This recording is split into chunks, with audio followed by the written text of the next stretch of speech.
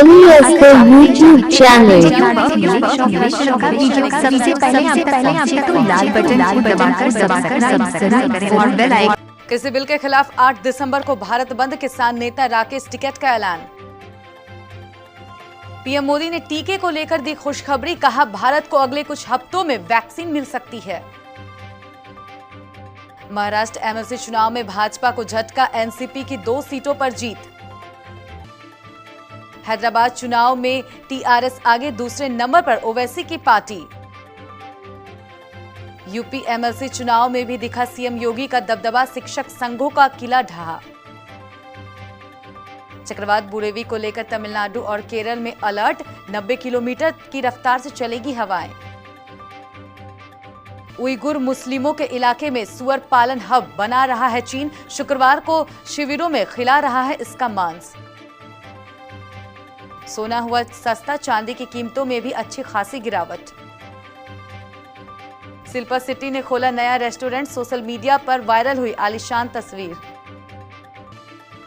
और Bharat Australia match में हुआ विवाद, टीम इंडिया पर लग रहा धोखेबाजी का आरोप। किसान आंदोलन का आज 9वां दिन है और कृषि कानून के खिलाफ किसानों का आंदोलन लगातार जारी है। कृषि मंत्री नरेंद्र सिंह तोमर समेत 3 केंद्रीय मंत्रियों के साथ आंदोलनकारी किसानों की कल हुई बैठक बेनतीजा रही। इसके बाद आज किसान संगठन आगे की रणनीति पर चर्चा करेंगे। किसान नेता राकेश टिकैत ने आज ऐलान किया है कि कृषि बिल के खिलाफ 8 दिसंबर को भारत बंद रहेगा। साथ ही उन्होंने यह भी कहा कि कल सरकार से किसानों की मांग को लेकर बातचीत होगी।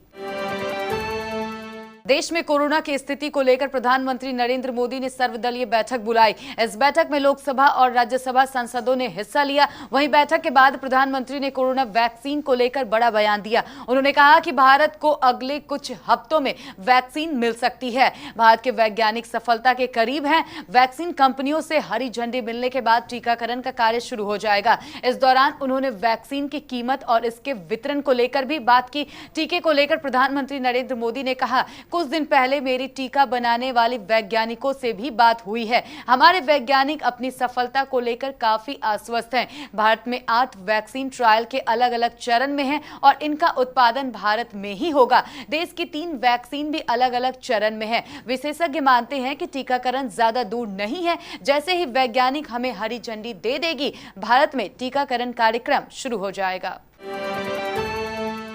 महाराष्ट्र एमएलसी चुनाव में महाराष्ट्र में भाजपा को बड़ा झटका लगा है। महाराष्ट्र में महाविकास आघाड़ी, जिसमें शिवसेना, कांग्रेस और राकंपा शामिल है, जीत की ओर बढ़ती दिख रही है। महाविकास आघाड़ी सरकार का हिस्सा राकंपा ने शुक्रवार को औरंगाबाद और पुणे स्नातक निर्वाचन क्षेत्र में जीत दर्ज कर ली है। राष्ट्रवादी कांग्रेस पार्टी के सतीश चौहान ने औरंगाबाद संभाग के स्नातक निर्वाचन क्षेत्र में भाजपा उम्मीदवार शिरीष बोरलकर को मात दे दी है। वहीं अन्य 2 सीटों पर महाविकास आघाड़ी आगे चल रहे हैं और 1 सीट भाजपा के खाते में गई है।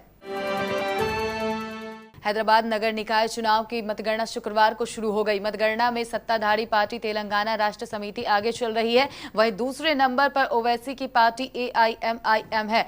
बीजेपी अब तीसरे नंबर पर खिसक गई है। शुरुआती रुझानों में बीजेपी को बढ़त मिलते हुए दिखाया जा रहा था। हैदराबाद निकाय चुनाव के प्रचार में बीजेपी, टीआरएस और ओवैसी के बीच तीखे जुबानी जंग देखने को मिली थी। हैदराबाद के पूर्व मेयर और असदुद्दीन ओवैसी की पार्टी ऑल इंडिया मजलिस ए इत्तेहादुल मुस्लिमीन के उम्मीदवार मोहम्मद माजिद हुसैन मेहदीपट्टनम से जीत गए हैं। विधानसभा उपचुनाव के बाद विधान परिषद की सीटों पर हुए चुनाव में भी सीएम योगी का दबदबा दिखाई दिया है। भारतीय जनता पार्टी के विधान परिषद चुनाव शिक्षक सीट पर शर्मा गुट का किला ढा दिया गया है। गुरुवार से हुए विधान परिषद के शिक्षक व स्नातक कोटे की 11 सीटों पर मतगणना शुक्रवार को भी जारी रही। मेरठ से शिक्षक राजनीतिक के दिग्गज ओम प्रकाश शर्मा को तगड़ा झटका लगा है। मेरठ से 8 बार विधान परिषद सदस्य रहे ओम प्रकाश शर्मा खुद तो चुनाव हारे ही हैं, उनके गुट को भी अपेक्षित सफलता नहीं मिली है।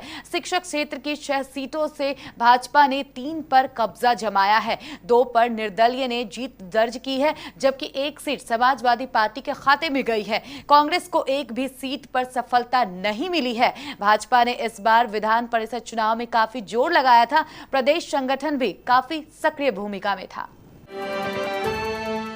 चक्रवात बुरेवी के गुरुवार देर रात को तमिलनाडु के दक्षिणी तट को पार करने की आशंका है। राज्य सरकार ने इसके प्रभावित होने वाले जिलों को अलर्ट कर दिया है। राज्य सरकार ने प्रभावित होने वाले लोगों के लिए अस्थायी आश्रय गृह बनाए हुए हैं। उनमें मछुआरों को भी अलर्ट किया गया है। यही नहीं, केरल में भी तूफान लेकर अलर्ट जारी किया गया है। जारी बयान के मुताबिक किसी भी आपात स्थिति से निपटने के लिए सभी एहतियाती उपाय कर लिए गए हैं। चक्रवात के आज किसी भी समय केरल में दस्तक देने की संभावना है। इससे दक्षिण तमिलनाडु के रामनाथपुरम, थूथुकुडी, तिरुनेलवेली और कन्याकुमारी सहित दक्षिण केरल के निकटवर्ती जिले प्रभावित हो सकते हैं। इस दौरान कई स्थानों पर भारी बारिश भी हो सकती है।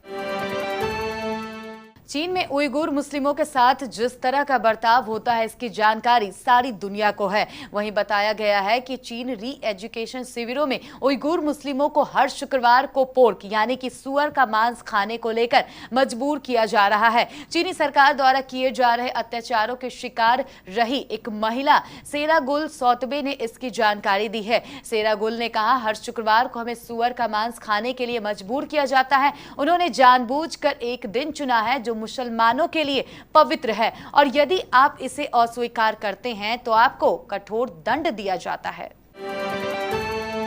सोने के भाव में शुक्रवार को अच्छी खासी गिरावट देखने को मिली है। एचडीएफसी सिक्योरिटीज के मुताबिक सप्ताह के आखिरी कारोबारी सत्र में राष्ट्रीय राजधानी में सोने का मूल्य 136 रुपए टूटकर 48,813 रुपए प्रति 10 ग्राम पर रहा। इससे पिछले सत्र यानी गुरुवार को दिल्ली में सोने का बंद भाव 48,949 रुपए प्रति 10 ग्राम पर रहा था। सिक्योरिटीज के मुताबिक रुपए की कीमतों में मजबूती और वैश्विक स्तर पर सोने एवं चांदी की कीमतों में उतार चढ़ाव की वजह से घरेलू सर्राफा बाजार में इन दोनों धातुओं की कीमतों में अच्छी खासी कमी देखने को मिली है। एचडीएफसी सिक्योरिटीज के मुताबिक राष्ट्रीय राजधानी में चांदी की कीमत भी 346 रुपए घटकर 63,343 रुपए प्रति किलोग्राम पर रही। इसके पिछले सत्र में यानी चांदी की कीमत 63,689 रुपए प्रति किलोग्राम पर रही थी। बॉलीवुड के कई सितारे फिल्मों में अभिनय करने के अलावा अपने बिजनेस की वजह से भी काफी चर्चा में रहते हैं। बहुत से सितारे हैं जिनका रेस्टोरेंट और होटल का बिजनेस है। इन्हीं में से एक शिल्पा शेट्टी भी हैं। शिल्पा शेट्टी ने अपना नया रेस्टोरेंट खोला है। उन्होंने अपना नया रेस्टोरेंट मुंबई में खोला है। इस बात की जानकारी खुद अभिनेत्री ने दी है। शिल्पा शेट्टी फिल्मों के अलावा सोशल मीडिया पर काफी सक्रिय होने की वजह से भी चर्चा में रहती है। वो अपने फैंस के लिए खास तस्वीरें और वीडियो साझा करती रहती है। उन्होंने सोशल मीडिया पर अपने एक रेस्टोरेंट की तस्वीर साझा की है। साथ ही इसके लिए उन्होंने खुशी भी जाहिर की है। तस्वीर में शिल्पा शेट्टी का नया रेस्टोरेंट काफी आलीशान नजर आ रहा है।